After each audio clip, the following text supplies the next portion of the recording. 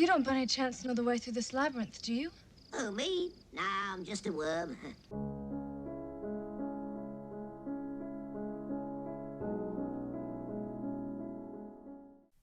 Hello everyone and welcome back to my channel. I'm Silver Fox, and here on this channel I talk about classic literature, films, pop culture, and whatever I feel like talking about. And today I feel like talking about the movie Labyrinth and what I think is a rather feminist message that the film tells. Usually I talk about kind of heavy topics that are important to me, but today I thought I would talk about a fun yet kind of controversial movie that's also important to me, and dissect what I believe to be the very feminist message behind the story. But before we get started, quick note, new microphone. This is my first time recording with it. I hope the audio sounds good. I'm so excited to finally have an upgraded microphone. I know the sound quality on my last one wasn't all that great. Also, I don't know if this microphone can pick up on it, but my blazer is quite noisy. So I'm sorry if it picks up on that throughout the video. I hope the sound quality of this one is better than the last. Please let me know in the comments what you think of it. Also, given the fact that I will be dissecting a film today and showing lots of scenes from this film, I have a very strong feeling that I might get demonetized. So if this video or any of my videos interest you, please like and subscribe and comment below. And if you like this video, maybe go on my channel and watch some of my other videos that are monetized. But I will also be linking my Ko-Fi down below if you want to support this channel financially. If you want to help me out, the money goes towards moving out. I also have some prints available on my Ko-Fi. They're available for free if you want to get those. But yeah, this entire video is talking about the movie Labyrinth and going over aspects of it, so I will be playing a couple scenes here and there from the film. And I know how stingy YouTube is about that. And this is currently my longest script to date. It is over 8,000 words, so it's probably going to be an incredibly long video. But you know what, even if it gets demonetized, I don't care. I'm doing this for the love of the game. I love the movie Labyrinth, and I am so excited to talk about it with you guys. And when I say I'm just doing this for the love of the game, I mean it, okay? I love Labyrinth. I've seen it so many times in my life. According to Letterboxd, I've seen it 18 times, but that's just since I got Letterboxd a couple of years ago. That doesn't even include all of the times I obsessively watched it when I was a kid. So I've seen it quite a few times, and in my fan cam days, I also made Labyrinth fan cams, or edits, or whatever you want to call them. Also, I've recently had a decent amount of people like asking me, okay, how did you know how to edit your videos? Like, how did you know how to do that if you've never done YouTube before? Where did you learn this? The answer is fan cams, okay? I used to make those day and night. I spent a lot of time working on those, and I'm no editing genius. They were never that great, but that's how I know, okay? The secret sauce is fan cams, okay? Being a fangirl always pays off. So let's get right into today's topic. But it is my longest script, so buckle up, lock in, grab yourself a snack or a snoot-tastic coffee, and let's get started.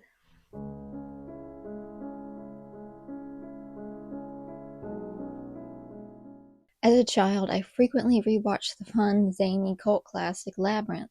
Me and my sister both really loved that movie and watched it a lot.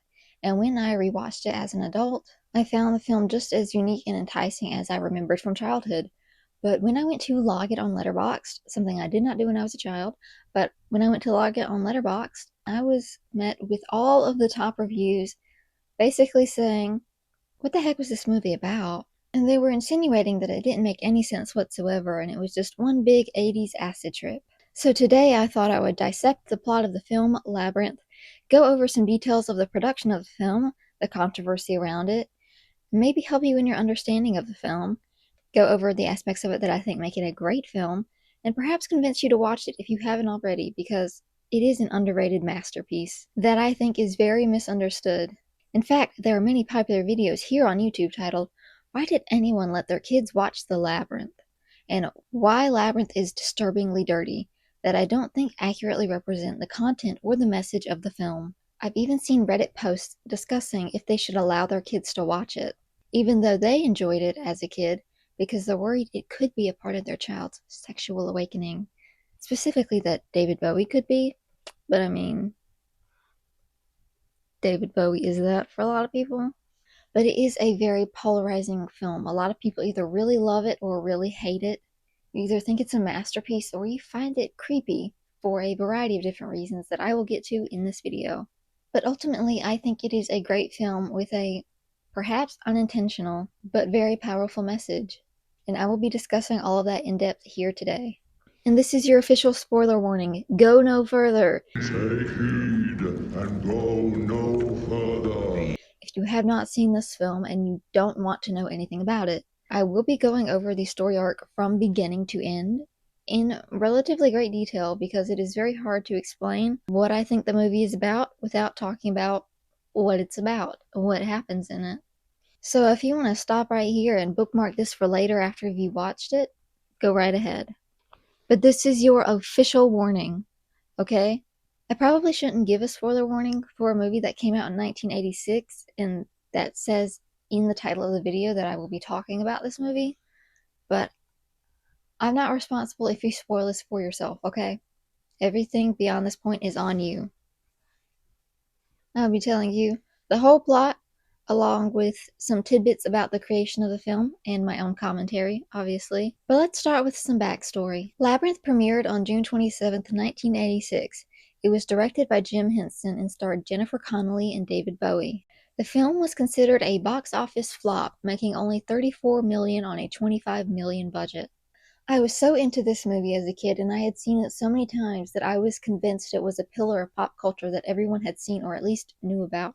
So, you have no idea how shocked I was when I got older and I realized that this was a very underrated film that either people hated or they just hadn't even heard of. But it does have a loyal following. It is considered a cult classic that was not received well in its time, like The Dark Crystal.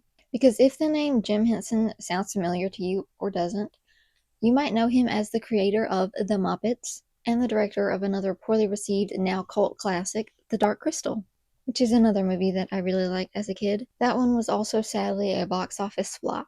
But luckily for Jim Henson, he was Jim Henson, so even though The Dark Crystal flopped, he still got to make another movie after that, and he created Labyrinth, which would end up being the last film he ever directed as he unexpectedly passed away 4 years later. But Labyrinth is a very high note to end on, in my opinion. As you could probably guess about a guy who created the Muppets, Jim Henson was very big on puppetry. His puppets, he called Muppets for a couple of reasons, but one being they're not 100% puppets. Some of them are more mechanical, a cross between a puppet and an animatronic, and so they're called Muppets. And one thing is I really love listening to Jim Henson talk about the film and all of his works because not only is he so passionate about it, but he kind of sounds like Kermit the Frog because he was the original voice of Kermit the Frog and you can really hear that in his voice when he speaks, and I find it quite hilarious. Yeah, well, Kermit, the very old one, the thing that we just did, is the very old Kermit. And since then, Kermit has evolved and he's changed around a lot. We did... This is the way Kermit looks nowadays. Aha, there's Kermit. Hello there. Yeah. Hi, Kermit. And, yeah, well, how do you do? It's nice to be here, you know. Hard to tell where Kermit leaves off and you begin. Yes, I've noticed that, too. But since Henson was very big on his Muppets, most of the cast of Labyrinth were in fact Muppets. Only a handful of the cast were people. There's Sarah's parents who appear briefly, there's the baby brother Toby lurking in the background, and then there's Sarah and Jareth. Those are the only people in the whole film. Everything else is Muppets. When discussing the goal of the film, I honestly think the point was that Jim Henson really wanted to get together with his friends and make some really cool, unique Muppets that he hadn't created before. In fact, in interviews, they say they wanted the film to be about goblins. That was the first thing they established before they actually created the story in the arcs. They started, drawing up some different goblins and some Muppets, and they formed the story around that. I was in the very early stages. Jim and I discussed what the film might be about, and we decided it would be about goblins. From there, I started to create pictures and drawings and setting a feel and a mood for the film. And I filled sketchbook upon sketchbook, just doodling in corners and creating these creatures. I sat at my desk with Brian's drawings stacked on one side of the desk and writing away sort of to see what would happen. And every time I came to a new scene and I needed something to happen, I looked through Brian's drawings and found a character who was kind of speaking to me already. And suddenly there was the scene. It was wonderful. It was a strange way of collaborating. They did eventually decide on making a more coming-of-age film for a young girl because, in their own words, The Dark Crystal had been a coming-of-age film for a boy, and they wanted both boys and girls to have their own films, their own coming-of-age characters that they could relate to or look up to. But there are tons of very intricate and unique puppets that the film is built around. But nonetheless, they did still write and create an interesting message of female empowerment and escaping abuse, even if they only did it to showcase their puppets. But I will get more into that later. I don't need to go on a tangent about how the film ends before I start telling you how it begins. The film stars Jennifer Connelly as the protagonist, Sarah. She was around 14 at the time of filming, and David Bowie, who portrayed the antagonist, Jareth the Goblin King, was around 35. A lot of people find this problematic because of the age gap between these two characters and the sort of implied romance at certain points in the film. Although nothing explicitly romantic or sexual happens, a lot of people still take problem with the fact that there is just such a big age gap between Jennifer Connelly and David Bowie. But as we dive into the story, you'll understand why I believe that was the point. It's supposed to be an uncomfortable age gap. You are not meant to be happy that he is so much older than her. But again, I'll get into that later. But I will explain why I don't think that age gap is as bad as people make it out to be. Because, in my opinion, the film makes it out as bad. It's not glamorized or romanticized in the film. But I'm getting ahead of myself. The film starts out with Sarah outside rehearsing lines of a play she's going to be in. She's there with her fluffy dog. I can't remember what breed it is. I'll show it on the screen. And a white owl is perched nearby watching. So it's a barn owl. I keep saying white owl throughout this entire video for some reason, but it's a barn owl, because it's white and brown. I am not super familiar with all the different types of owls, but this is a barn owl. She recites the lines, "Through dangers untold and hardships unnumbered, I have fought my way here to the castle beyond the Goblin City, to take back the child that you have stolen. For my will is as strong as yours, and my kingdom is as great. You have no power over me." But she struggles to remember the line, "You have no power over me." I can never remember that line. You have no power over me. Everything she said and didn't say in this scene sets the tone for literally everything that will play out in the rest of the film. The play she's rehearsing here is not so coincidentally called The Labyrinth, as we will learn a few minutes later when the film pans over her room to see the playbook as well as a small labyrinth puzzle, a catalog of many fairy tale books such as The Wizard of Oz, Grimm's Fairy Tales, Hans Christian Andersen's stories, Snow White, and several others, which is bookended by a statue that looks like Hoggle, a main character in the film. Also in her room is a plush of an eye-patched rabbit dog thingy that resembles Sir Didymus, who will become an important character later on. That's I can't think of it, the little musical box toy, where there's like a little girl standing and she's spinning and music plays. That thing. I'm sorry, I can't remember it. It's called a music box, you dingus. A music box. Anyway, it very much resembles Sarah wearing a dress in the bubble scene that we'll see later in the film. Bear with me if you don't know what the bubble scene is. Not to mention a scrapbook of newspaper clippings about a play where it appears David Bowie is the leading man, as well as newspaper scraps taped to her mirror, which also contain pictures of David Bowie. In the novelization, this character is named Jeremy, and he is an actor, and we will discuss what all of that means further down the line. We are truly told everything that will happen in this film within the first 5 minutes, but it's done in a very fun and creative way that sets the stage for what comes later but doesn't spoil it. Even as an adult, you may have to rewatch this film a couple of times to see everything that was in Sarah's room and all of the very well-crafted foreshadowing.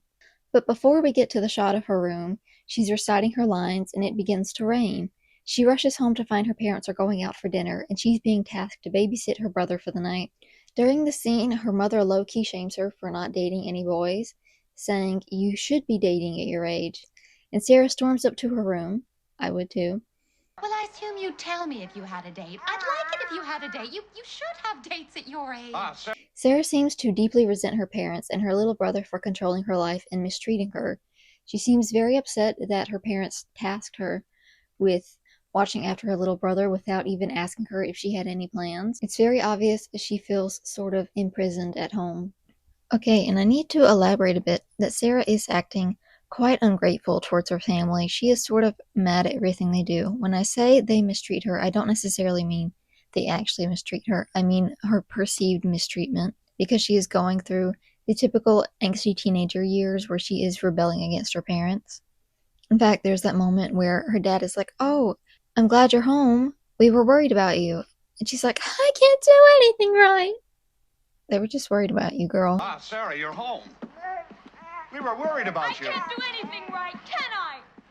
But there is kind of a theme throughout the Labyrinth that Sarah takes things for granted. Even Hoggle tells her that. You take too many things for granted, in reference to the labyrinth that she's in, but it's also, a metaphor for her life and the fact that she takes her family for granted. And in this journey to get her brother back, which you'll see later, she is learning not to take him and her family for granted. You know your problem. You take too many things for granted. Things are not always what they seem in this place. So, you can't take anything for granted. After she storms off to her room, she discovers that her little brother has taken one of her plushies, and she's very upset about it. She's very protective over this plushie, this little bear called Lancelot. Lancelot! Someone has been in my room again! She takes back the plushie, and her little brother cries. Sarah tells a tale to her crying infant brother Toby about a goblin king who falls in love with a princess and saves her from her awful family. This was likely a mix of her own invention as well as just reading out the story, the labyrinth, that she had been rehearsing. It was that the king of the goblins had fallen in love with the girl, and he had given her certain powers. She then remarks to Toby that she wishes the Goblin King would take her brother away, and then Toby disappears from his crib. Sarah is very upset about this. She didn't actually mean for her brother to be taken away. She was just upset. But I didn't mean it. Oh, you didn't? But this is when the real Goblin King, Jareth, presents himself to Sarah, showing up through her window.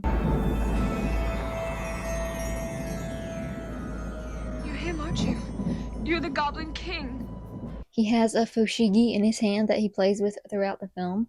And fun fact, David Bowie didn't actually do that. He wasn't actually moving the ball with his hands, but in fact they had another person who is talented at using these fushigi ball things, standing behind David Bowie with his arm out, pretending it was David's arm. Got it? We had to have Michael down behind David, and he had to be leaning down so that he wouldn't be in the camera shot. He's now working totally blind. Wait! I have a better plan. Keep going. Ready? And action. Wait! I've got a much better plan. I don't know how many takes we did, but it was lots and lots. Wait! I have a much better plan. And I actually have a fushigi in here somewhere, but I don't know how to use it. I actually looked for my fushigi, but I could not find it. Probably for the best. I found it.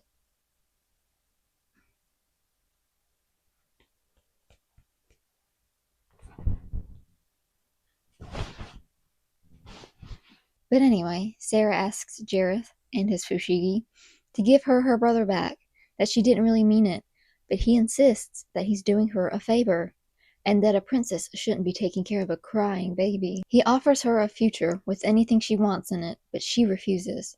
I can't. It is that I don't appreciate what you're trying to do for me, but I want my brother back.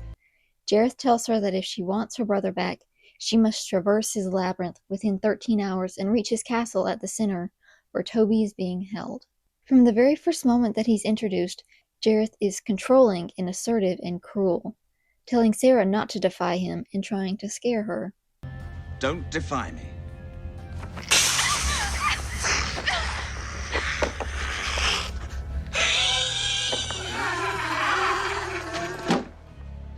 Sarah is obviously intimidated, but for the most part, she always stands her ground. Another aspect of Sarah, which we will see later on, is that she is actually very gentle. You might not get this vibe from her crying upset about her parents and sort of cowering in fear at the introduction of Jareth. But when she encounters these crazy creatures in the labyrinth that would scare off most, she treats them with kindness and curiosity unless they attack her or give her a reason not to trust them. This could be construed as childlike naivete in her willingness to just trust in anyone, but it also shows that she's very brave and kind. Well, I'm not afraid. Things aren't always what they seem in this place. She's also very adamant and driven, never giving up regardless of how difficult or hopeless it seems at any point in the story. There are many points in the film where Jareth is completely convinced that Sarah is going to give up because it has finally gotten too hard for her, and yet she doesn't. No, I'm not giving up now. I've come too far. Sarah traverses a very beautiful, vibrant set full of vibrant characters, the first of these being Hoggle, a dwarf who sort of guards the door to the labyrinth and eventually leads Sarah through the labyrinth. She first meets him outside of the front door to the labyrinth, where he is spraying some sort of pesticide on the little fairies that are floating around in front of it. Sarah sees this and is appalled. She tries to save one of the fairies. She picks it up after it's been sprayed. The fairy feigns weakness for a moment, garnering her sympathy before very quickly biting her. She is so taken aback by this, and Hoggle asks her, "Well, what did you expect fairies to do?" She says she expected them to be nice and grant wishes. Hoggle remarks, "Shows what you know," very much making fun of her childish naivete. Now this scene is very important, because even though Jareth is the Goblin King, he himself is not a goblin, but a fae. So, a fairy. So this scene was very, very obviously trying to say, fairies are manipulative creatures that you should be wary of. But Sarah, being a kid, doesn't understand that yet. She thinks fairies are nice and sweet creatures that grant wishes, not goblin kings that steal your little brother and try to trap you in the labyrinth forever. Endeavor, endeavor, endeavor. This is very much a coming-of-age film where Sarah is forced to mature throughout the labyrinth. She's forced to take initiative and make her own decisions instead of relying on others, and she's repeatedly taught lessons about being too trusting. She was very, very trusting before going into the labyrinth. In fact, when Jareth first appeared after stealing her brother, she said to him, "It's not that I don't appreciate what you're trying to do, but I just really want my brother back." So she was naive enough to think Jareth had good intentions and was doing this for her, which obviously, by the end of the film, she doesn't believe anymore, thank goodness. But let's not get ahead of ourselves. We're still at the point in the film where she probably believes he has good intentions, and he was only taking her brother because she asked him to, right? That's the thing. That's the thing about life. You can sort of convince yourself, or be convinced, manipulated, and gaslit by other people into believing that you really wanted something that you didn't want. And now she feels it's really her fault. She asked for her brother to be taken away, didn't she? And as I said before, even the creators of the film called this a coming-of-age story. The film is about her growth and maturity and learning to leave childish things behind. But I'm getting way too ahead of myself. Back to Hoggle. First, his puppetry is very complex, with a little person in the suit walking around, and that would be Sherry Weiser, very talented, and 4 different people remotely and simultaneously operating his facial movements. And Brian Henson, the son of Jim Henson and one of the people operating Hoggle's facial expressions, was the voice of Hoggle. Well, Hoggle is certainly the most complicated puppet creature we've ever built. It's the most technically elaborate face because we've put about 18 motors in there to control all the different portions of the face with these 18 motors, and 4 people operating that from outside by radio control. 5 performers trying to get one character out of one puppet. It's a very tough thing. Ain't it? Now, would you go left or right? Yeah. We both stayed open too long. His hands were always a problem because Shari has very small hands, and we had to build these sort of large hands over her. Almost. How long is this movie going to be? In the film, although the character was tasked by Jareth to actually lead Sarah astray, he secretly helps her tackle the labyrinth, particularly because she offers him a plastic bracelet and he loves plastic. He does this secretly at the risk of being thrown into the bog of eternal stench. But it happens in a specific order. Hoggle opens the gate for her, she goes into the labyrinth, then he leaves. She spends a minute in the labyrinth, looking around before she eventually falls into an oubliette, which is where she encounters Hoggle again. But we're not at the oubliette yet. Sorry. I'm a little all over the place. Right now, she's at the very beginning of the labyrinth, and this is where she encounters the next character, the Worm. This is a little talking British worm who is just named the Worm in the film, but his real name is William, and he also apparently goes by Peter Igloo. According to Fandom Wiki, the worm is as old as the world itself, and his occupation is being a worm. I personally always thought the worm was a woman with like a really raspy smoker's voice. Come inside, meet the missus. But apparently he's a dude and not some smoking lesbian worm. That was a shock to me. Now, this character has very little significance to the story, but has always been one of my favorite characters, so I had to mention him. His only plot significance is accidentally leading Sarah away from the castle, and of course, delivering the iconic line, "No, I'm just a worm." You don't by any chance know the way through this labyrinth, do you? Oh, me? Nah, I'm just a worm. Oh. The Worm is also a really good example of how they relied on physical set pieces for this film, as well as practical effects. There were two different versions of the Worm crafted, a tiny animatronic one and a very, very big one that was made to look small using forced perspective, a lot like what's done in the Lord of the Rings movies to make the hobbits look small without having to use CGI. I don't know if you've ever seen behind the scenes of the Lord of the Rings, where there's a particular shot where Gandalf and Frodo are sitting in a carriage, and if you actually look, Gandalf is sitting much closer to the camera than you would think, and Frodo is sitting on a part, you can't tell it, but it's seated way farther down and way farther away, so it makes him look a lot tinier than Gandalf.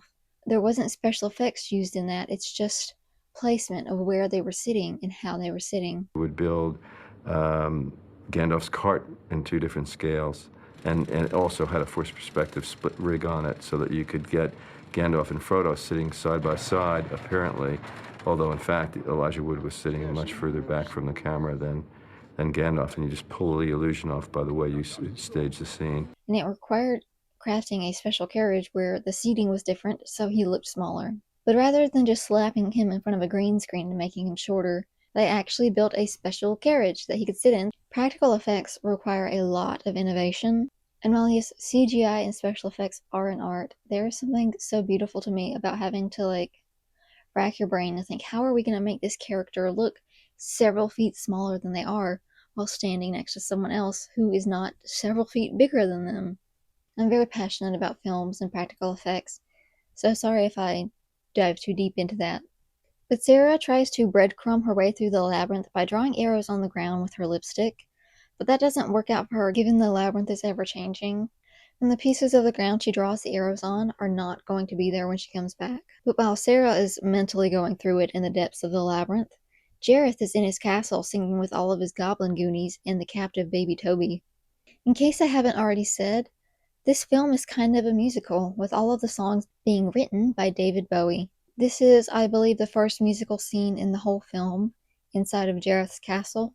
Just this one song sequence required 50-plus puppeteers working all at once, in unison, moving these puppets around, which required there being tons of, holes in the floor and in the walls of the scene in which the puppeteers could hide in. So Brian Henson described it as the set being like a Swiss cheese, because there were so many holes and people hiding in them to puppet these puppets. There were also quite a lot of little people on set. There were, I think, 12 people in some of the more specific goblin suits moving and running around. So those ones weren't technically puppets, they were people. There were 48 puppets on that set, and 52, 53 puppeteers working at one time. It's one room packed with puppets. It was quite a feat, actually, getting that scene done. It was great fun, but real crazy, real crazy. We had so many people in it. When you get all the puppets out of that set, it just looks like Swiss cheese. To add to all the mayhem, we had 8 to 12 little people in costumes. running around. And then at one point in the song, we actually put them all on flying rigs, on wire harnesses, and had them jumping up 8 feet in the air. There were quite a few little people on the set, again including Sherry Weiser. This was one of the only films she ever made, but she did an absolutely fantastic job, especially considering how difficult the Hoggle suit was for her to move in, and she literally couldn't see out of it. His eyes were opaque. She couldn't see through it to, look where she was going. She could only occasionally see outside of the costume when Hoggle opened his mouth and she looked through the mouth. But most of the time, she was literally walking blind, trying to move around the suit, where all the facial movements, including the opening of the mouth, are operated by several people far away. She can't see where she's going. She couldn't even move the hands properly because they had giant costume hands where she couldn't really grab anything. It was a mess, and she did a really good job playing Hoggle and making it look a lot easier than it was. But this particular musical scene with all the big puppets and actors was also where one of the most controversial aspects of the film made its first appearance. David Bowie's bulge. Yeah. Throughout the film, David wore very tight tights that made his bulge super obvious. I never noticed it as a kid because I didn't care, but I know a lot of people did, and I know it made a lot of adults very wary about letting their kids watch it. And personally, out of all the controversial reasons not to show this to your kids, this is the only one I can really see as a valid reason. If you think they're going to notice and it's going to be weird, fine, don't watch it. It was honestly one of the most confusing creative choices that I don't necessarily agree with. I love the rest of the film, but you have to kind of ignore that, or at least I do, in order to enjoy the rest of the film. But if that alone is a reason for you to not want to watch it, that is fine, in my opinion. Because it's kind of a big reason to not watch it. But it wasn't his actual bulge. Like a lot of movies in the 80s, he was wearing a piece to make it look bigger. And the studio got mad at him for that. They're like, make it smaller, make it smaller. But anyway, while Bowie's bulge is tucked away in his castle, Sarah is encountering many confusing puzzles which lead her to one of my favorite scenes. The rabbit hole full of hands. It's a piece of cake!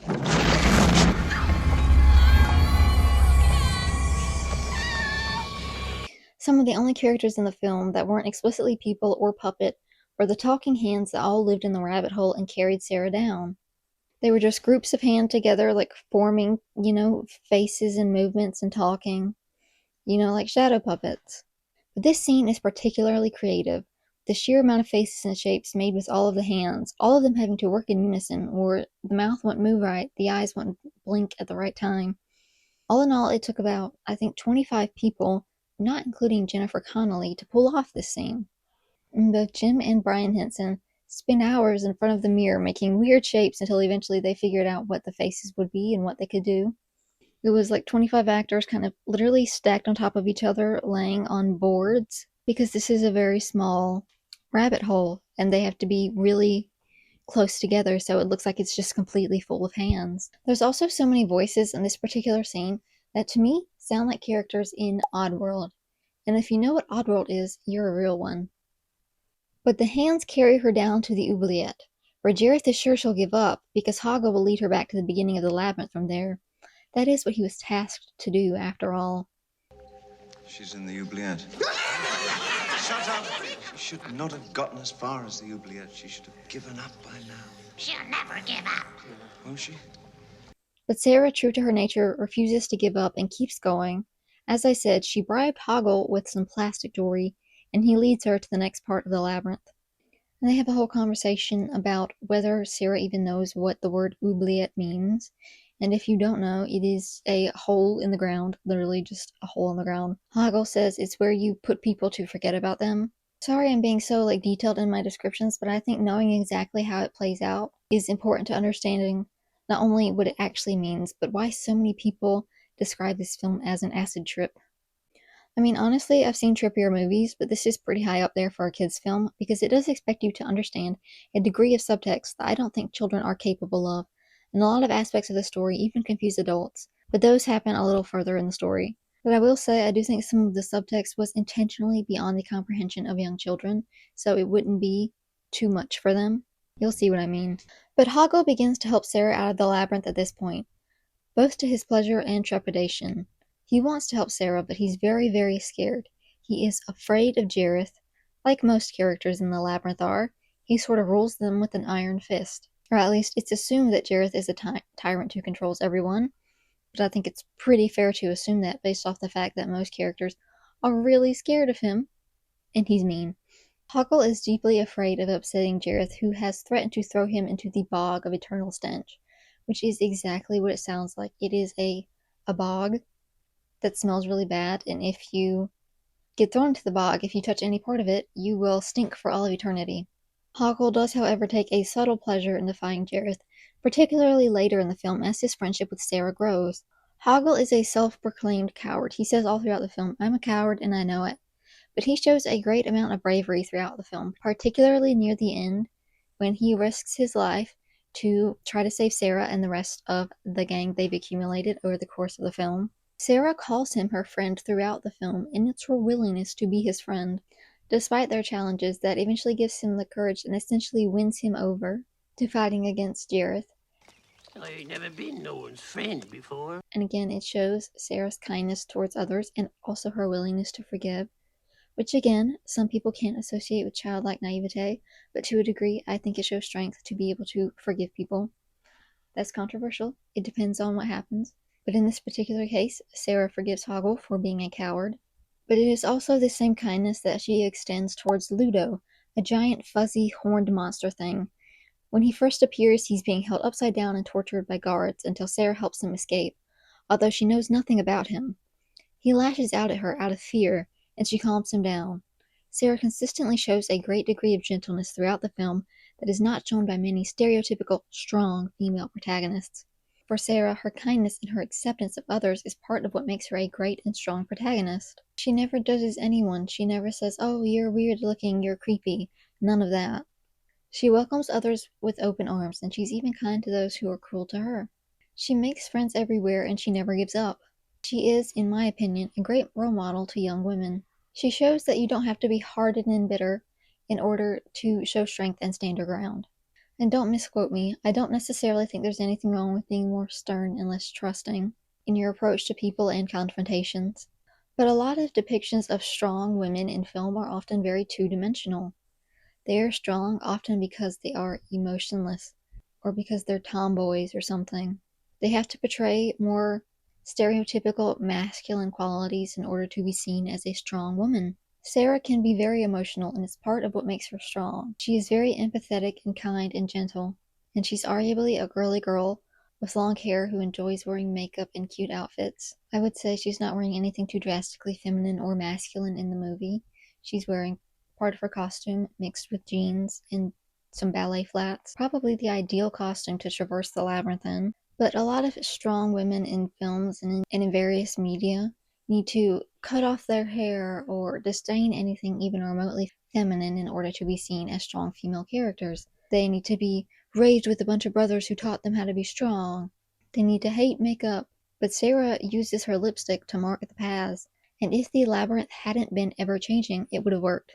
And also, I'm not saying you have to be super feminine in order to be a real woman, and I don't necessarily think makeup is being feminine. I talk in my video about overconsumption about the problems of associating makeup with femininity, but unfortunately we do know that makeup is in our society associated with femininity, and that is one reason why makeup is demonized. If it was something men did more than women, it would be seen as a really popular and welcomed form of self-expression in a way that it is not in our society. It is a part of the feminine stereotype, and although I don't think we should stereotype people, I also think showing a woman being a masculine stereotype in order to say she is strong, there's a lot of problems with that as well, and I appreciate that Sarah particularly didn't have to do that. She was allowed to be soft and still be strong. I hope I'm making sense. And again, that's not the way every woman has to be, but it's also not the way women are generally portrayed in film, at least not when they are the heroes of their own story. What I mean is, female characters were generally damsels in distress, or just straight up stupid, the dumb blonde or something. So female characters that exhibited stereotypically feminine traits were often demonized by both the audience and the film itself. And now I'm not saying this is the case for every movie, so before you comment like, "Oh, you just need to watch more movies," this has always been a relatively popular trope in films and television. It is not in every single movie or TV show to ever exist, but it does crop up quite a lot, especially in the 80s. So it was really nice to see a movie from 1986 that had a strong female lead who didn't sacrifice any of her femininity.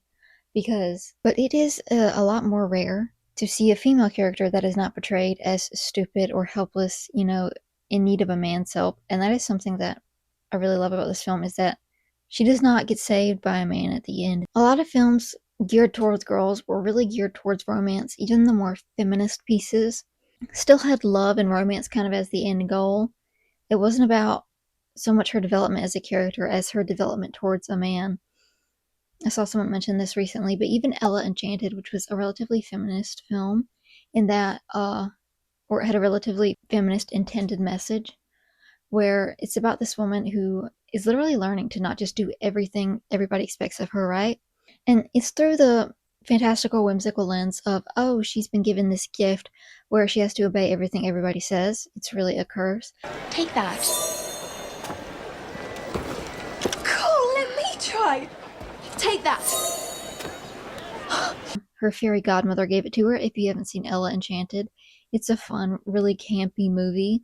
I think it's based off of a book that I have not read, but I would honestly say that Labyrinth is also pretty campy, and I think if you like Labyrinth, you will also like Ella Enchanted, and kind of the other way around, in my opinion, because you do have strong female leads in these very hilariously ridiculous fantasy world scenarios that are almost a bit satirical. But Ella is this story of learning to not be the person everyone wants her to be, not doing everything everybody tells her to do. And in doing this, she is breaking the curse that has been on her whole life. And it's very much about being a woman and not like being society's expectations of a woman. But at the end of the film, she does still fall in love, and she ends up breaking the curse because she doesn't want to kill the man she loves. It all circles back around to romance in that movie, but not in Labyrinth. She doesn't end up with anybody. There is no love interest. There's only Sarah and her own journey. It is not about Sarah's attempt to find romance, and she is, complete and has fulfilled her journey at the end of the film without ending up with a man or finding love or whatever. And that's really uncommon in a whimsical fairy tale kid story, especially one made for girls. And I think that's one thing that makes this movie really fantastic. Jareth also doesn't necessarily conform to masculine stereotypes either. He wears a lot of makeup, more than Sarah. He wears tight clothes. He wears a long, sparkly cape. He dances around and sings. He is not your typical masculine man. He's David Bowie. But that doesn't stop him from being a very menacing villain. That doesn't stop him from being scary, evil, manipulative, calculating. And I think it's kind of nice to see films where gender stereotypes aren't necessarily at play, or consciously and actively defying those, if I'm making any sense. But back to the plotline. Hoggle is leading her through the labyrinth, and Jareth, disguised as an old lady, it's very important that he's able to shapeshift. Jareth, disguised as an old lady, then reveals himself, shows up, and asks Sarah how she's liking the labyrinth, because he's very clearly throughout this film infatuated with her, and he's doing all of this for her attention, to impress her, to captivate and literally hold her captive. But unwilling to give in to him, she tells him it's a piece of cake. This upsets him, so he reduces the amount of time she has to complete the labyrinth, and we get this famous line. It's not fair! You say that so often. I wonder what your basis for comparison is. This is also where Sarah finds out that Hoggle has been tasked to lead her back to the beginning. She now doesn't trust him. And then Jareth throws the cleaners at them, which is this giant spiky wheel thing operated by two tiny muppets. Her and Hoggle barely escape with their lives, and then Hoggle admits to her that he's lying to Jareth about leading her back to the beginning, and this is where he first establishes to Sarah that he is in fact a coward. You've got to understand my position. I'm a coward, and Jareth scares me. What kind of position is that? No position. That's my point. Sarah doesn't know whether she can trust him at this point, but they continue on their way because, in Hoggle's own words, she really has no choice but to trust him because she doesn't know the way out of the labyrinth herself. Skipping some scenes because this is taking a really long time, this is when Sarah encounters the creature Ludo, who I mentioned earlier. But that only happens after Hoggle gets scared off by hearing a big noise, which happened to be Ludo himself crying in pain because he was being tortured. Also, fun fact, Ludo is the name of a board game where people race against one another to get to the center of the board. I thought this was an interesting choice for the name of a character who is helping Sarah race against time to get to the center of the labyrinth. I literally didn't know Ludo was a board game until I was looking up details about this character and that showed up. Have you ever played Ludo? Is it any fun? Because I've literally never heard of it before. Let me know. But with the sudden departure of Hoggle, for a while it's just Sarah and Ludo finding their way through the labyrinth. They encounter 2 talking doors, and Sarah picks one at random, with zero forethought. A lot of the decisions she makes throughout the story are purely vibe-based, which is a little foolish, but can you really blame her when the construction of the labyrinth is also kind of just vibe-based? There are many scenes where she looks back at where she just walked through, and it's now an entirely different landscape that she doesn't know how to return through. This was a dead end a minute ago. No, that's the dead end behind you.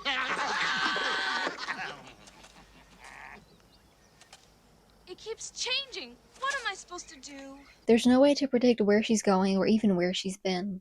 So, why not just go with the vibes? I mean, the only thing that happens if you fail is you lose your brother forever. I'm kidding. I also probably would have just picked doors at random. Because what else can you really do?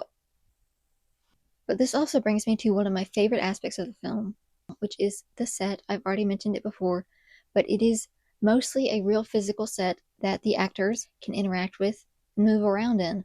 And I think there is such a beauty to having a physical set as opposed to standing in front of a green screen and just having to pretend that the things around you are really there. Everything that can be done practically in this film is done practically. But CGI was very rarely used in the 70s and 80s in general, given how new it was. But this also meant that creators of films had to be really innovative. We should always encourage innovation, and I'm not saying CGI isn't innovative in its own way, but there's a charm to practical sets. Bad CGI in the 2020s in a multi-billion-dollar film franchise with everything on Earth at their disposal really upsets me. If it's bad in the 80s, it's the 80s. If it's bad now, what the heck are you doing, bro? It's 2025. You can do better than a small team of people in the 80s on a shoestring budget. Like, you practically own the world. Have a better green screen. But there is something so beautiful to me about the time and effort and thought put into creating physical sets, practical effects, when you realize that you're trying to craft something that is technically impossible and doesn't exist in reality, but you need to make it exist in reality. How do you do that? This was also arguably the Hensons' favorite part of the films, crafting these puppets, figuring out how they're going to move, and making them come to life. Both Jim and Brian Henson had a strong love for the Muppets they created, and loved trying to come up with original and unique characters for this and all of their films. In many interviews, you can find both of them talking extensively about the process to create their Muppets, and how much fun they had with it. And in more recent interviews, Brian Henson talks about how recent films do everything in post-production, aka with CGI, but older films were real physical sets you could interact with, and that was beautiful. I believe in practicality. I myself try to be more analog in my life and not rely on everything digitally, even when it comes to my phone. I write in physical journals and things like that. I try to keep physical memories, print out photos, etc. I'm not the director of a film, but I do hope to be one day, and when I do, I want to rely as much as possible on practical effects, because I think things existing in camera in the shot, there's just a quality to it that both in the way it looks and in the way it feels for the actors on set cannot be replicated by adding it in later in editing and post-production. I think there is a value to it both for the audience and for the actors having to interact and move with these things, as opposed to just having to pretend they're there. I mean, completely forget that they are puppets and that they're not just some kind of creatures or something, which are real. Because they are so real. The puppeteers make them so lifelike, and you can really learn to relate to each one of them. Sorry for this little tangent, but in the Lord of the Rings and the Hobbits franchise, the Lord of the Rings original trilogy obviously had CGI, but was as reliant on practical effects as it could be, whereas The Hobbit was really CGI heavy, and that's one of the reasons why it doesn't look as good. And if you're not really on the same side of social media as me, maybe you haven't seen this, there is this behind-the-scenes clip of Sir Ian McKellen, who plays Gandalf, sitting all alone in a green room, no other actors, having to recite lines and pretend that there's other people there he's talking to in physically interacting with and replying to, but they're not there. And he gets really, really frustrated and upset and has to take a break. The task I have in mind will require a great deal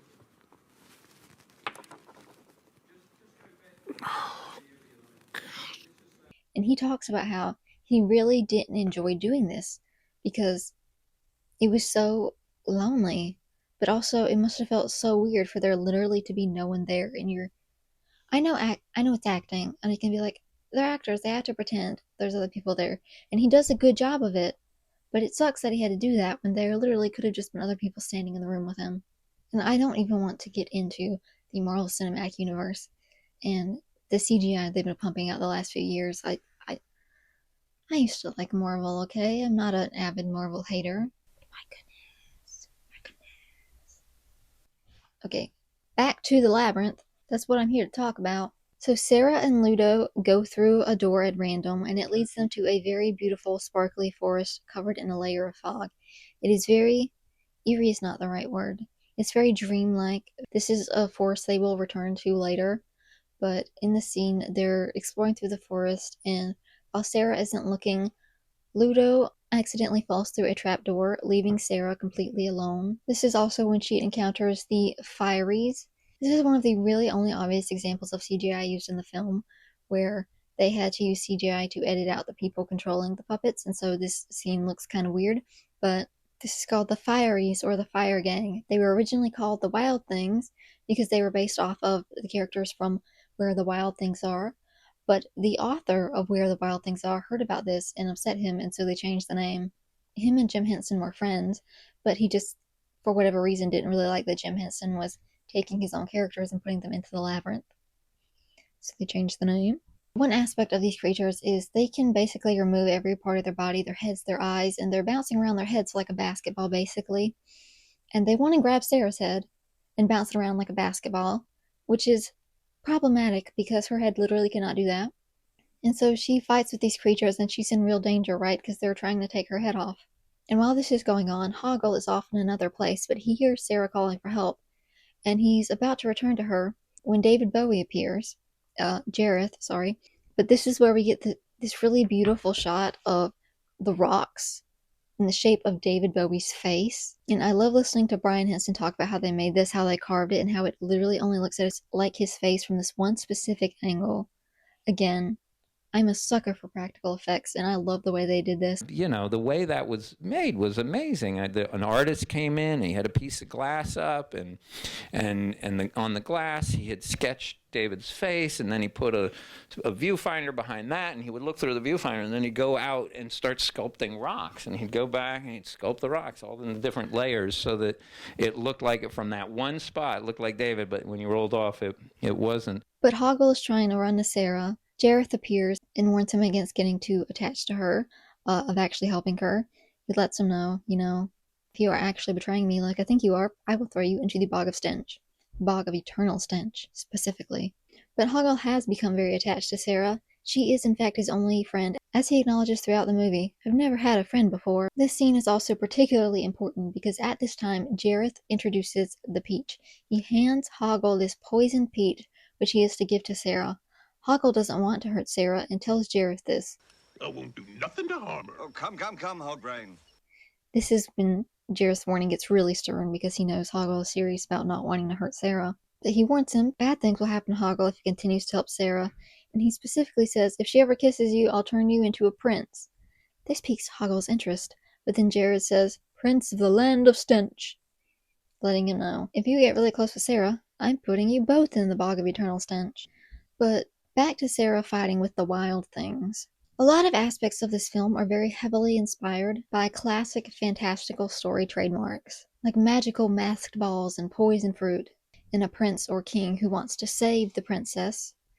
But this film also rejects the typical damsel in distress storyline, and instead has Sarah be the hero who saves herself and her brother, and all of her friends, from the hands of Jareth. She's not in a tower waiting to let her hair down, but she actively chooses to venture into the labyrinth on her own. At the end of the film, she even insists on facing Jareth alone, rather than letting anyone else save her. And if anyone does come to her aid at any point in the film, it is her friends, not a love interest who she falls head over heels for. That's important. At various points in the film, all of her friend group does end up kind of saving each other. You know, she saves Hoggle and Ludo and Hoggle save her, they save each other. Ultimately, at the end of the film, by defying Jareth, she does save everyone. I'm getting ahead of myself.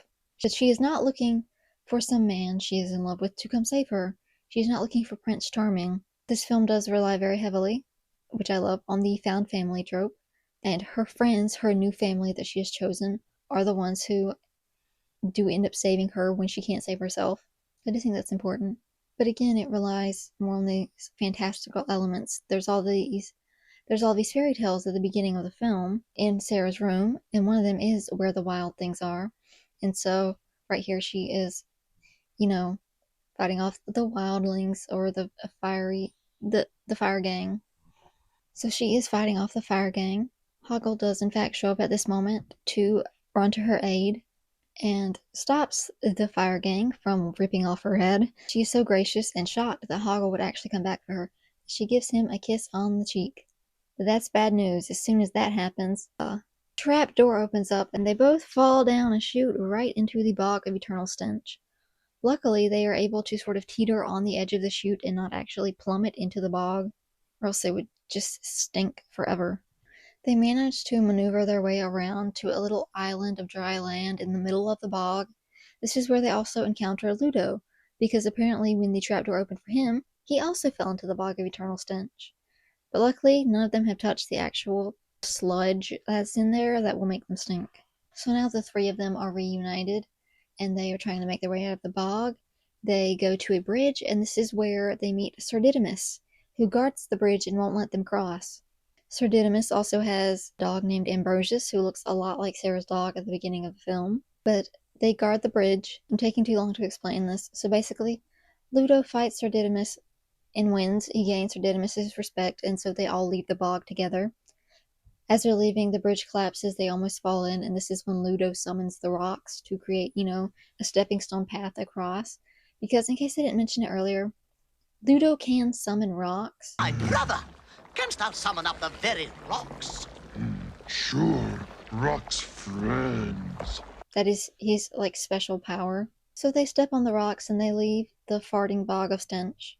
Because, I forgot to mention, the bog farts. Like, every time the water sludge bubbles up, it makes a farting sound. Because this is a kid's movie, so it farts. But that is pretty effective, because as a kid I did find that quite funny. But they do escape the bog, and now she is united with all of these characters who previously appeared throughout her room as stuffed animals and bookends and all of these things.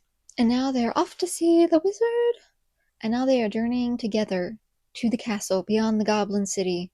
A lot of aspects of this film do kind of mirror The Wizard of Oz, which is in fact one of the stories that is in Sarah's room at the beginning of the film. There's this ragtag team of odd characters who are venturing a mythical land to lead the main girl who has been transported away from her home and only wishes to return, to this figurehead who looms over the whole story.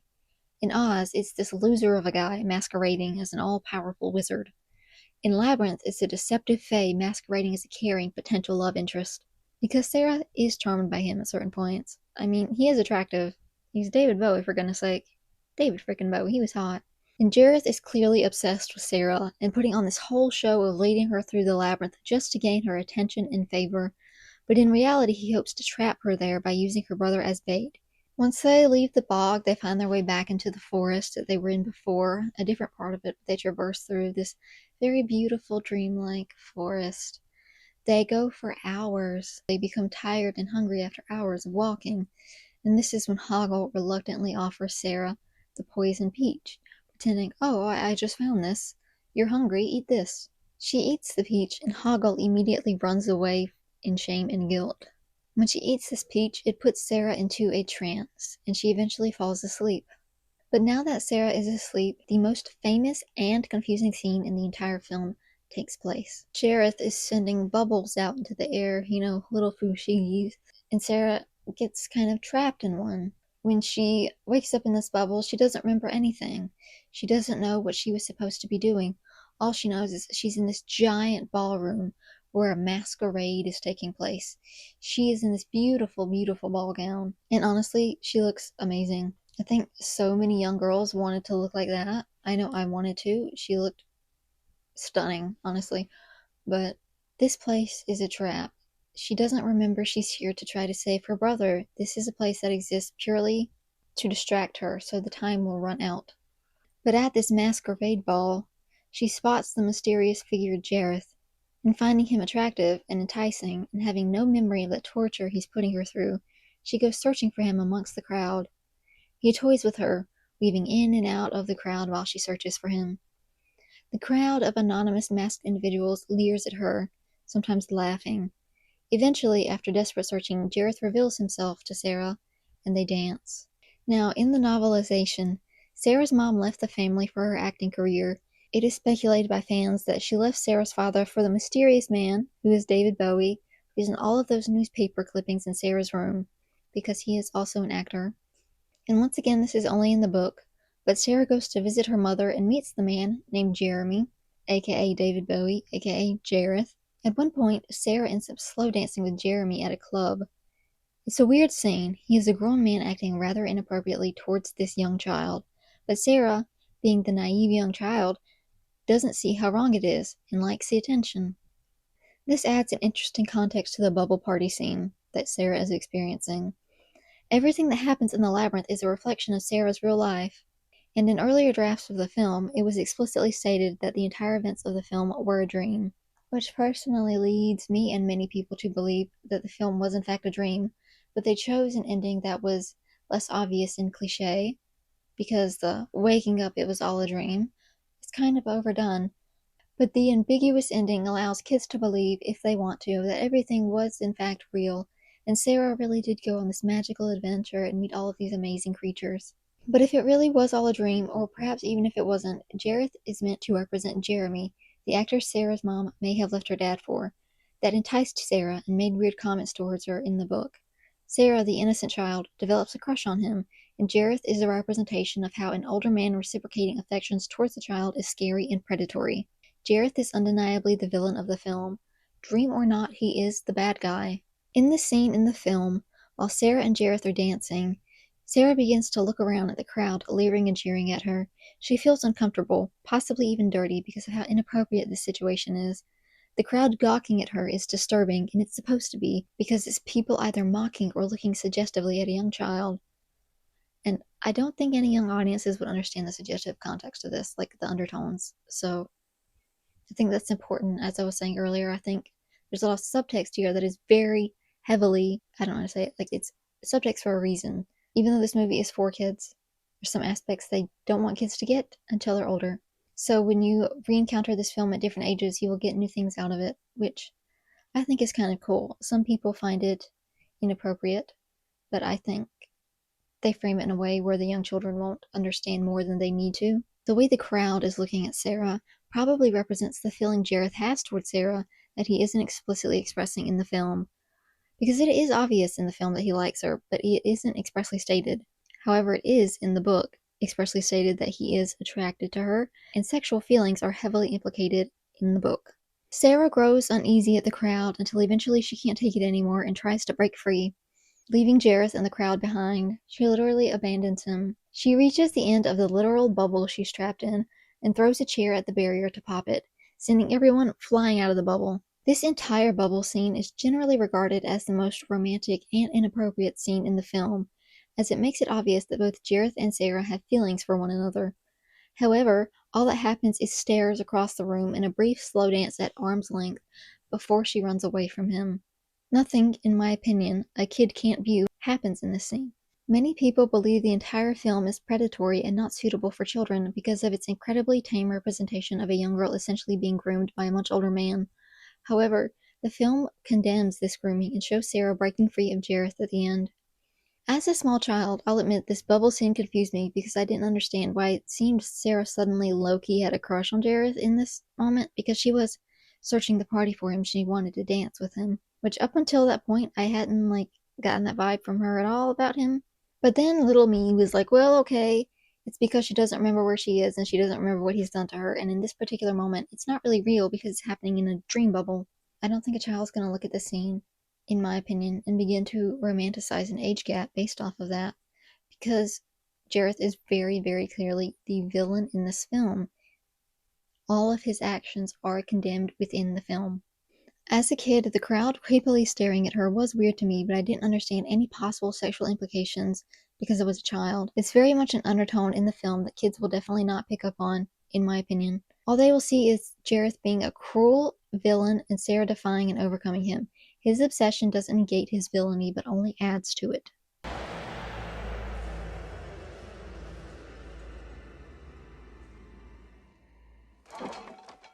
So Sarah wakes up after breaking the bubble, but she still doesn't remember much of anything. The fruit has wiped her memory, and she's struggling to regain it as she wakes up in the junkyard, because the bubble was kind of floating around the whole time she was in it, and so I guess she was over a junkyard when the bubble popped. When she's there, she encounters this junk lady, who I don't think has a name, but it's literally just a lady who carries around a bunch of junk and lives in this junkyard. She takes Sarah to this recreation of Sarah's bedroom, and encourages Sarah to forget all about everything, and instead enjoy all of her childish toys. Sarah spends a few minutes in her room trying to convince herself that it was all a dream, and that she's back at home, and that everybody's okay, Toby's okay, and nothing in the labyrinth really happened. She holds on to her favorite plushie, Lancelot, the little bear that her brother took, and the junk lady begins to pick up all the toys and plushies and items from her room, and tries to get Sarah to carry it around, because the junk lady carries stuff on her own back, like piles of stuff, and she's trying to make Sarah do that. The junk lady is of course also acting on the orders of Jareth to try and distract Sarah. Sarah eventually remembers she was there to find her brother, and discards all the items she's carrying, saying, "It's all junk." This is important because it literally shows her casting off childish things and growing up. So she realizes what's happening with Jareth is inappropriate and escapes from him, and then turns from her childish things one right after another. This is a major turning point for Sarah. This is character growth. And listen, it's fine if you still have your plushies and don't get rid of them when you get older, okay? It's a metaphor. But at one point, the junk lady even hands Sarah the thing I struggled to describe earlier that I still can't remember what it's called, the spinny thing. Once again, the word I'm looking for is music box. But the junk lady hands this to her and says, "This isn't junk." Sarah says, "Yes, it is," and throws it down, and the whole fake room starts collapsing, literally collapsing in on her. There isn't a more obvious way to say her childhood is over than her childhood bedroom collapsing around her after she realizes all of these childish things are junk. Which obviously, 15 is still a child, okay, but it's a representation of growth and a new stage in her life when she's beginning to prepare for adulthood and is no longer this really small child who still believes in fairies and true love. I think her literally throwing down the version of her that had a crush on Jareth is significant and cannot be ignored, okay? Because it was the version of her in the bubble scene who was looking for Jareth in the Masquerade. She's throwing them away. She's saying, "This is junk." I feel like that's a really obvious scene. I feel like it's kind of obvious what it's trying to say. But maybe I'm wrong. I don't know. I'm not an expert at analyzing films, okay? These are just my opinions. That's my opinion! How do you know what's good for me? That's my opinion! The whole time this is happening, Hoggle has also been hiding in the trash dump after running away, because he's so ashamed of himself for betraying his only friend. When the room collapses in on her, she's calling out for help, and her other friends hear her and find her and help her get out of the room that's literally falling apart. So then they head to the castle. Since Hoggle was nearby, he heard all that happened and he spots them, and he begins following them, but he's too ashamed to approach them because he's so embarrassed about what he did with the poison peach. I almost said apple. Snow White. Snow White? No. Which one was that? That was Snow White with the poison apple. Okay. They very quickly reach the gates to the Goblin City. This is where the biggest puppet animatronic Muppet thing of the entire film comes into play. He is guarding the gate to the city, and he looms over the characters, whacking at them with a giant axe. This character was, as far as I know, entirely practical, and was genuinely just a huge puppet. So when the axe swings at Sarah, that's genuinely Jennifer Connelly reacting to it. Obviously, she wasn't in any real danger, but I just think there's something valuable, as I said before, about an actor being able to physically interact with the things on set, the landscape, and the people around them. So yeah, I'm going to keep harping on that, because I think that's so cool. And also behind the scenes, they talked about how difficult it was to create this guy, because he was so huge. And I just love the sheer amount of effort that was put into this film. But anyway, the gang is really cornered, and that's when Hoggle, who's been lurking behind, jumps on top of the Muppet and takes off his head to reveal a smaller Muppet operating it. He kicks out the little guy and turns off what turned out to be just a big machine, and saves his friends. Sarah forgives Hoggle for giving her the peach, and the gang tells him how brave he is, and that they're his friends. I forgive you, Hoggle. You do? Realizing that he doesn't have to be a coward, and that he does have real friends to stand by him, gives him the strength to finally say, "Let's go get that rat who calls himself Jareth." And they bravely march into the Goblin City to find him.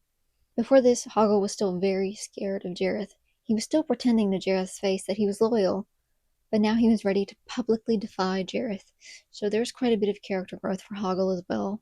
He goes from telling Sarah, "Jareth scares me," to saying, "Let's go get that rat who calls himself Jareth."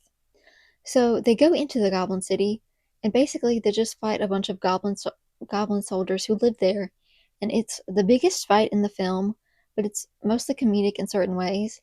Like when one soldier realizes they're losing, so he literally just says, "That's it, I'm going home," and just walks right into his house and gives up. I've had enough. I'm going to bed. Or when Sir Didymus is completely surrounded with no way out, and he says this. So, had enough, have you? All right then, throw down your weapons and I'll see that you're well treated. At one point, they're all cornered, so Ludo summons the rocks, and they roll over and crush most of the goblins. The goblins try to shoot cannons and throw spears and such, but it doesn't work out once the rocks get to them, and they all run away in fear. It's honestly one of the funniest parts of the whole film, and I can't do it justice, so I will just say that they defeat the goblins and make their way into the castle, because I am spending a little bit too long explaining all of this, but this is quite a big scene, fighting all of the goblins in the Goblin City, and now they are on their way to the castle beyond the Goblin City. This is also where Jareth has to be told by his guards that Sarah has entered the city, because he got cocky after Sarah ate the peach, and he thought for sure she wouldn't remember anything before her time was up, so he was just chillaxing in his castle. But he hears that she's there, so he sends the guards after her, which they get rolled over by rocks, so Jareth runs off to a part of the castle, which is where the climax of the film will take place. But once the gang successfully makes it inside the castle, Sarah goes upstairs to where she believes Jareth is staying. The rest of the gang tries to go along with her, but she tells them she must do it alone, because that's the way it's done.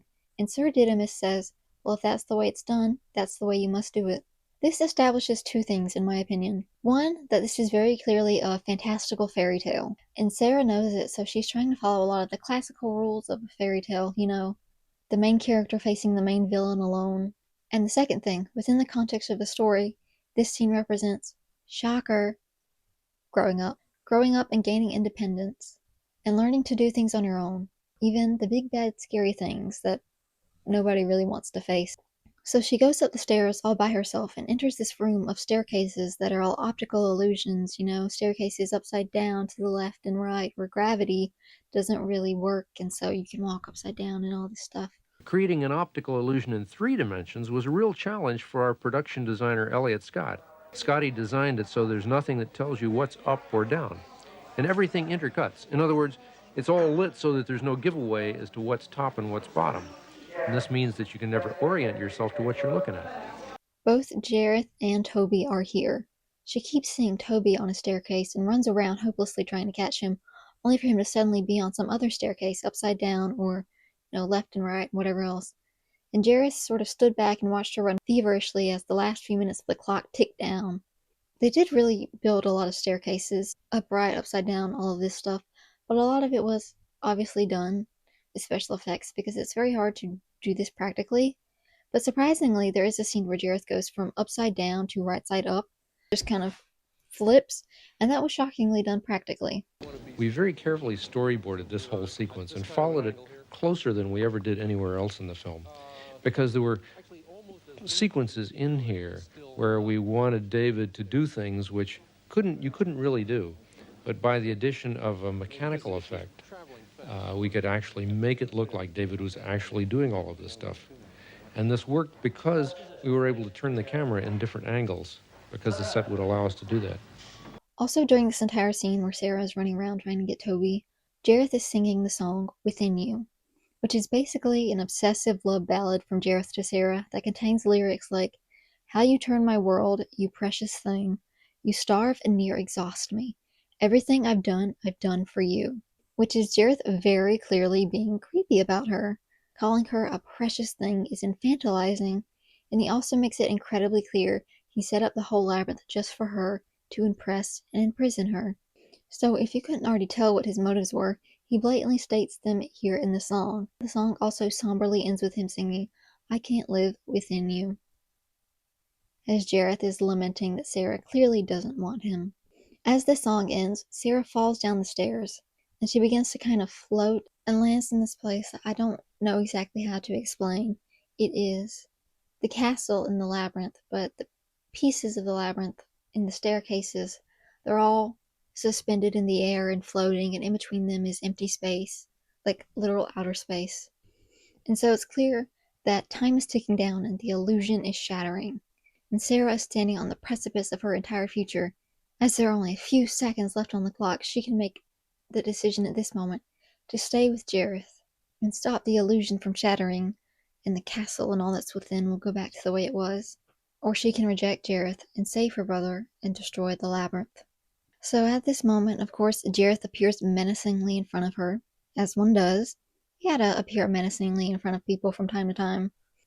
Sarah is consistently wearing white throughout the film, which could be a symbol of her innocence. She is this young, naive girl who is growing throughout the course of the film. And so in this scene at the very end, Jareth appears menacingly. This is the climax of the whole film. He is dressed completely in white. He has been sort of shrouded in darkness in the entire film, and now he is dressed in this very blinding white color. And in my opinion, this can be interpreted in two ways. And I know I say this a lot about everything in the movie. It can be this, it can be two things, but I really do think a lot of things in this film have multiple meanings, or at least very much multiple interpretations. And so two interpretations of this are, he is in this moment feigning purity for Sarah. He is really at his very end. He has no cards left to play. He has nothing else left to do. This is his last attempt to convince Sarah to stay in the labyrinth with him. And so he appears to her in his most innocent form, trying to convince her that he is a good guy, that he is worthy of staying with, trying to meet her on her level. It's deception. But in a way, this also is Jareth's purest form, actually, because he is being the most honest about his intentions here. He's still lying. He's still trying to make it seem like what he's doing is a good thing and a noble thing, but he is so much more honest. He is straightforward. I did this all for you. Now choose me. Pick me. Choose me. Love me.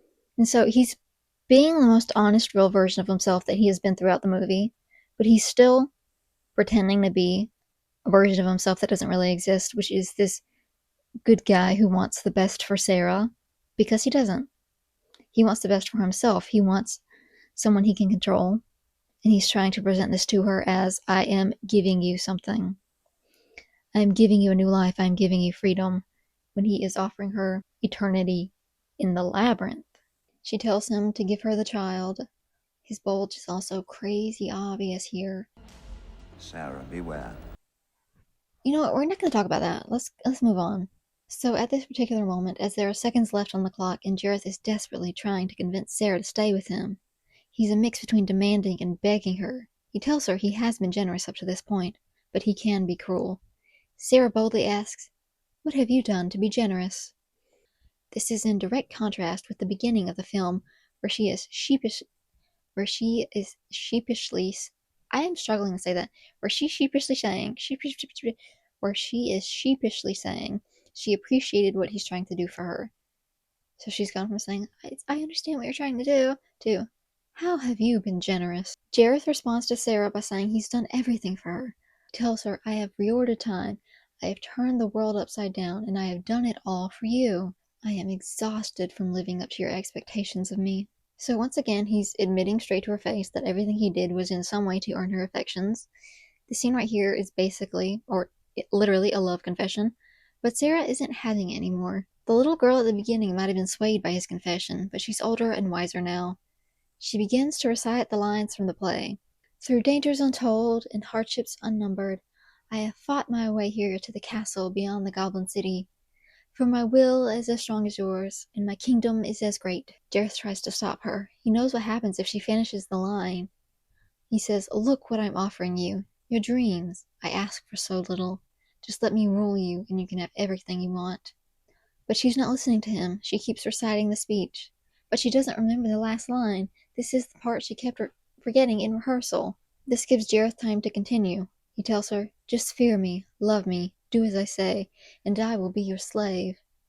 Which, I have to say, on its own, is very hot. Like, without context, if you ignore who he's saying it to, how Jareth is evil, blah blah blah. That's hot. Sorry, but it is. I ask for so little. Just let me rule you. And you can have everything that you want. Just fear me, love me, do as I say, and I will be your slave. Also, I feel the need to clarify, this is only hot because it's fictional, and because David Bowie's the one saying it, okay? This would absolutely not be attractive to hear anyone say or suggest in real life. It would be creepy and weird, but it's hot because it's fictional, and specifically because it's David Bowie, and he's attractive, and it's because it's David Bowie, and because it's fictional. Only because of that. Not condoning his creepiness. Hope I'm being clear about that. Back to the point. It's not hot to Sarah, who's a lot smarter than me, apparently, and she finally remembers the last line. You have no power over me. You have no power over me. As she says it, the illusion cracks. Jareth is forced to give up. He has no power over her. Sarah is immediately returned to her home, and a white owl is seen flying out of her house. This owl, as I mentioned, was also perched in the opening scene watching her practice her lines. It's confirmed that this owl was in fact Jareth spying on her, since he can transform into other creatures. Now that Sarah is home, she is so relieved to be back. She immediately runs to her brother's room to check that he's there, and she gives him her bear, Lancelot, the teddy bear that she was so protective over in the beginning. She tells her brother he needs it now, not her. It's time to pass it on to someone else and grow up. Obviously, once again, this is a metaphor for growing up. You don't have to get rid of your plushies, okay? Like, it's a movie. Also, I know I talk a lot about how Sarah is growing up and maturing throughout this film, but obviously she is still 15. So, we're speaking metaphorically here, right? Obviously, only 13 hours have passed. She has not literally grown up in this time. The whole labyrinth is just a metaphor for growing older and wiser. They're obviously not going to literally age her up in years at the end, because, first of all, if she returned home, and she was several years older, how would that work? That wouldn't be a happy ending, that she lost several years of her life to the labyrinth. So it just wouldn't work, especially when young kids are supposed to be able to see themselves in her, and you lose that effect a little bit when she's no longer a kid in the movie. So please nobody come for me for all the times in this I said that she's growing up. She is obviously very much still a child all throughout this film, both the actress and the character. And I don't hear any creepy discussions in the comments about how, well, 15's old enough. You? Don't even start. I know a lot of y'all watching are smart and you know what I mean, but just for the handful of people out there who are going to try to misinterpret this, don't misquote me. Okay, she's a kid. She's a kid. The beginning, the middle, and the end, she's a kid. But the movie ends with Sarah going back to her own room. She begins putting away a lot of things, including the photos of David Bowie, aka Jeremy, aka Jareth, showing she has in fact moved on from her crush on him. Thank God. What a weirdo. And he is supposed to be a weirdo in the film, by the way. All of his actions are condemned. He is the bad guy. As we've seen, she defeats him. She tells him, you have no power over me. Which is why I really don't understand the whole problematic age gap discourse. He's supposed to be a creepy predator, and he's the bad guy. She breaks free from him. And this young woman essentially being groomed and manipulated by an older man is really shown in a way that, like, young kids can comprehend or understand. Even if they don't understand that it's like a metaphor for grooming or whatever, they see this young, strong woman stand up to this man, and they will see that he is the clear-cut villain, and I don't think there's any other way that they could possibly interpret it. He is a cruel, manipulative villain who rules over the Goblin Kingdom, and all of his own citizens are, like, scared of him and hate him. And Sarah spends the labyrinth trying to get away from him and says, you have no power over me. At the end of the day, when you put everything together, he is unambiguously in the wrong, and his actions are condemned within the context of the story. They're condemned by Sarah, they're condemned by all of the other characters who rise up against him to fight back against him and what he's doing. But Sarah's in her room now, putting away her childish things, and she sees Hoggle and her friends in the reflection of her mirror, but she turns back and they're not really there. The reflections tell her they'll be there for her anytime she needs them, and she tells them that sometimes she may need them for no reason at all. Given that these characters are all taken from plushies and objects in her room, I think this scene is meant to say that even though you grow up, sometimes you just need the joy of things you once loved. You don't have to get rid of every single thing you've ever loved in your childhood, or every childish thing in order to grow up. Sometimes you will need that plushie. Sometimes you will go back to your favorite childhood snack or favorite childhood movie, like the movie Labyrinth, even as you grow. And also because a lot of this movie is found family, she is just trying to say, like, I still need my friends as I get older, even though there are things I need to learn how to do on my own. I don't just stop needing people in my life. Being independent doesn't mean being completely alone, although sometimes it can feel that way. Reflection Hoggle says, well, just let us know when you need us. And Sarah says, I need you. Hoggle says, well, why didn't you say so? And then they appear in her room, all of her friends, along with some random characters from throughout the labyrinth, because, I mean, they're not her enemies anymore now that, Jareth isn't controlling them. Just miscellaneous goblins, and they're all hanging out in her room, throwing a party, which is kind of a silly, weird way to end the film. It doesn't make a lot of logical sense, but it's just a cute, fun end note. What's a very happy way we can end this movie that maybe has some more sad aspects and has Sarah sort of at the end mourning the end of her childhood. Let's throw a party! And the white owl, Jareth, is seen perched on a tree branch outside of her window looking in at the party. He lingers for a moment before eventually flying away. Because he has to. He has no power over her, but it flies away into the night. And the film is over. The end.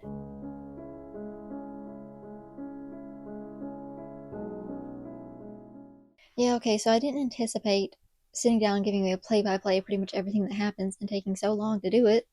But that is what happened. I hope you can understand why I took the time to explain most of the overarching plots instead of vaguely referencing them. It can be very confusing to know what I'm talking about with the bubble masquerade if I don't explain what that is. Even when I do explain it and you watch it yourself, you still might be like, what the heck? But I do find it strange people who have seen the movie as adults and don't understand what the film is trying to say to people.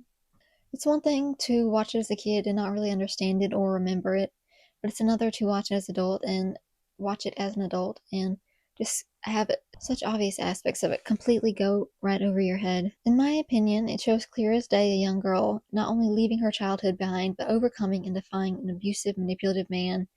And to say this film is just a pointless acid trip or that it's creepy and glorifies age gaps, I truly don't understand how you can come to that conclusion. But also, I think quite a few people are under the impression the age gap happened by accident, that they just happened to cast Jennifer Connelly and David Bowie, and not that this was a conscious choice specifically chosen to illustrate a power imbalance between these two characters. It's no coincidence that Jim Henson had a daughter around the age of Sarah when he made this film, and it's obvious to me and many others that he probably made this film with her in mind, as a cautionary tale to her and young girls like her, and also to give them someone to look up to, not just to warn them about Jareth, but to show them that they can be a Sarah. I think a lot of people interpret this as a love story, which is baffling to me. Jareth is overtly stated as the bad guy, the one who is in the wrong, the one that Sarah has to defeat. He is the villain. And I don't think that particular aspect of the film should be up for debate. You can argue that the villain should have been younger or Sarah should have been older, but Jareth is the villain nonetheless. I also saw someone suggest that Toby represents Sarah's childish innocence that she's desperate to get back throughout the film, but that she must accept you can't go back, and she will have to get older and accept the responsibility that comes with that. So, Toby is a representation of her own childhood, and that she is still trying to cling to being a child because you don't really want to get older, you don't want to face responsibilities, you don't want to face adulthood, heartbreak, pain, jobs, and taxes. But the film shows her getting older and maturing and understanding you can't go back to being a child. You can't go back. Every time she goes through another level of the labyrinth, the previous path changes. She can't return to it. She can't go back. And although she does retrieve Toby, because you have to have a happy ending, and also, childhood will always live inside of you, even as you get older. You don't have to let your childish emotions and feelings and things control you. your childhood will always exist. Everyone has an inner child. Really, in my opinion, the film is about two things. One, relinquishing your childhood, and two, a cautionary tale to young girls to stay away from creepy older men, even if they look like David Bowie. And yes, I do believe it can be about both of those things at once, and also be a movie that just existed for the creators to make fun puppets. And I know, deep diving into this and talking about it with such a serious tone, I probably don't make it sound nearly as fun, as interesting, or entertaining as it actually is. I ignored some of the more fun jokes and quirky parts because I really wanted to focus on the meat of the story, the plot. The Labyrinth is a fun movie. I think most people who aren't creeped out by the animatronics can agree on that. Side note, I think a big reason why, besides the age gap and whatever, the reason people find this movie creepy is the puppetry. I've realized as I've gotten older, a lot of people are genuinely just freaked out by puppetry. That's why people find Labyrinth and the Dark Crystal creepy, as well as E.T. Right, there are some people who were terrified of E.T. as a child, even though the movie isn't scary, and are even terrified of the character himself into adulthood. And it's because he's this animatronic puppet thingy. It's the way they look and the way they move that scares people. It's not the content of the film, it is the puppets. I know plenty of people who find these movies weird in a way they can't explain. They don't have a problem with the story, and I was talking to my mom about it one day because she finds it creepy, and I'm like, is it because of the puppets? Did the puppets bother you? And that really might be the reason for her and a lot of people. So if you go into movies like this and you find them creepy, I do encourage you to dissect whether you find the storyline, the characters, the things that happen creepy, or if you were creeped out by Muppets. And I don't say that as any kind of a joke, because if you were creeped out by Muppets, that's valid. Like, everyone has their own fears, right? I know I've never really found Muppets creepy, so I've never found that to deter me from watching anything.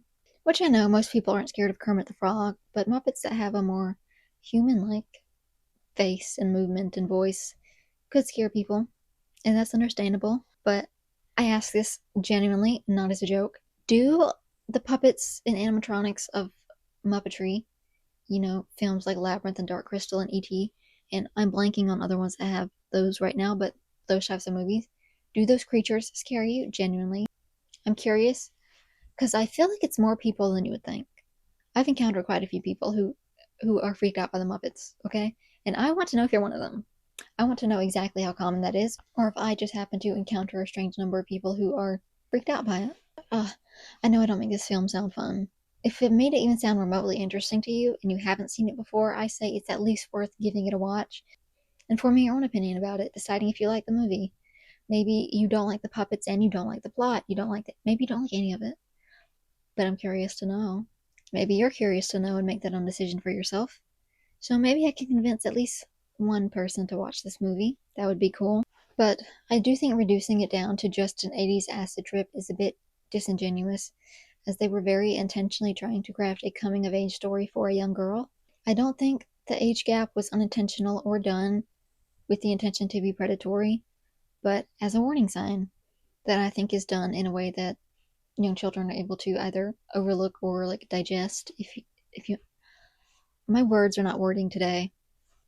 I think it has a very feminist message about a strong, powerful, young girl coming into womanhood and standing up for herself, but not losing her gentleness, and saying screw you to the creepy guy who's been preying on her this whole time, and telling him, you have no power over me, like plain as day. You have no power over me. That is what the movie is about. Those words. Those 5 words. You have no power over me. I just hope I'm making sense and you guys understand that I'm trying to say that I think this is a good message of empowerment for young girls. And, well, I think I've said that particular statement about 20 times. I still agree with it. I think it's true, and I can't stop playing with this bushigi. But I think it's a good message. I love that it shows Sarah being the hero of her own story.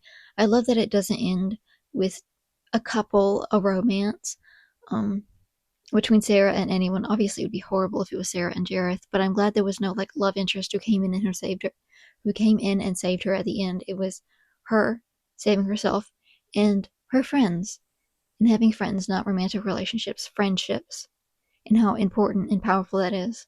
And so again, if you could take away one thing from this film, it would be those words. You have no power over me. Jareth has no power over Sarah. She rejects him, and she saves herself and all of her friends. It is also a really fun movie with a lot of practical effects and creators who are very passionate about Muppetry. Lots of silly little jokes, and a nice coming-of-age story for young girls to look up to. But I would love to hear your thoughts and opinions of the film down below. Do you have a different opinion of the film than me? Did you get something entirely different when watching the movie? Do you interpret it differently? I would love to absolutely hear any of your opinions. There's a lot of smaller aspects of this film that are up for interpretation because it is very strange. I would love to hear your theories and interpretations of a lot of things that happen in this film. Just go crazy. Please let me know. And if you like this video, please remember to like and subscribe. Check out some of my other videos. I go into deep dives about a lot of topics. Share copy link because that really helps with the algorithm. Again, comment below. Also comment, how did my mic do? I'm so nervous that this mic is going to sound crappy. This is probably the longest video I've ever recorded, and I'm so scared that the sound is going to suck. I also have a new lamp. I've added a lot of new things recently. New desk, new lamp, new mic. I am so excited. Also, new chair, which I did not fall out of today. Yay. And hopefully I won't fall out of it again. But yeah, leave your thoughts down below. Also, I thought now would be a good time to show off all the different versions of Labyrinth and Dark Crystal I have. So I have the 2 DVD set, the Dark Crystal,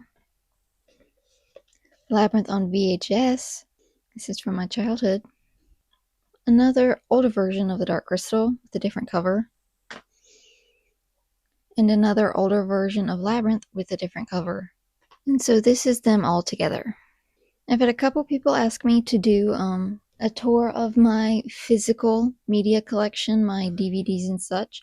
Let me know if you would be interested in that, because I would love to make a video about that. I might do it anyway, even if you guys don't want it, because I have so many. Because I would love to share how many I have and how I acquired them and what they mean to me and why I collect physical media so much.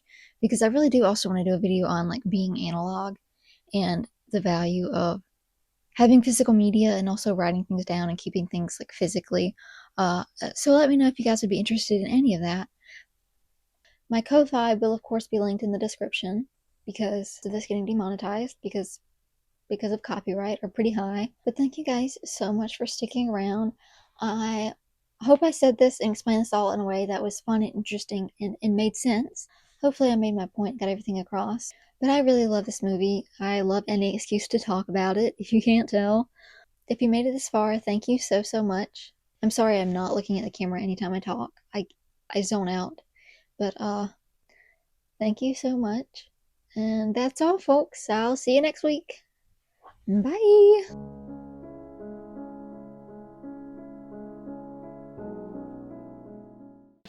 Piece of cake.